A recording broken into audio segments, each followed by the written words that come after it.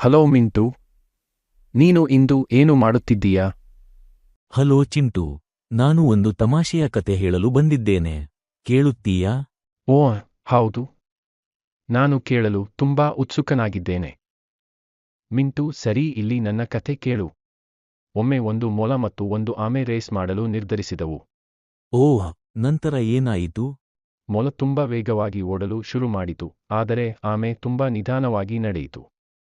ಮೊಲ ನಿಧಾನವಾಗಿ ನಡೆಯುವ ಆಮೆಯನ್ನು ನೋಡಿ ನಕ್ಕು. ನೀನು ಎಷ್ಟು ನಿಧಾನವಾಗಿದ್ದೀಯೆ ಎಂದು ಮೊಲ ಆಮೆಯನ್ನು ಕೇಳಿತು. ನಂತರ ಏನಾಯಿತು ಮಿಂಟು? ಮಿಂಟು, ಆವಾಗ ಆಮೆ ಹೇಳಿತು, ನಾನು ನಿಧಾನವಾಗಿದ್ದರೂ ಸ್ಥಿರವಾಗಿದ್ದೇನೆ ಎಂದು ಉತ್ತರಿಸಿತು.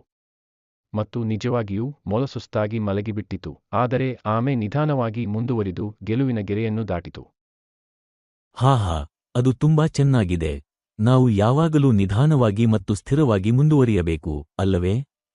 ಹೌದು ಚಿಂಟು, ನಾವು ಎಲ್ಲಾ ಕೆಲಸಗಳಲ್ಲಿಯೂ ಹಾಗೆ ಮಾಡಬೇಕು. ಧನ್ಯವಾದಗಳು ಮಿಂಟು. ಮೊಲ ಮತ್ತು ಆಮೆ ಕತೆ ಹೇಳಿದ್ದಕ್ಕೆ ಮತ್ತೆ ನಾಳೆ ಭೇಟಿಯಾಗೋಣ. ಸರಿ ಚಿಂಟು, ನನಗೆ ಟೈಮ್ ಆಯಿತು, ಮನೆಗೆ ಹೋಗತ್ತೀನಿ. ಓಹ್, ನೀವು ಎಲ್ಲಿ ಹೋಗತಾ ಇದ್ದೀರಾ?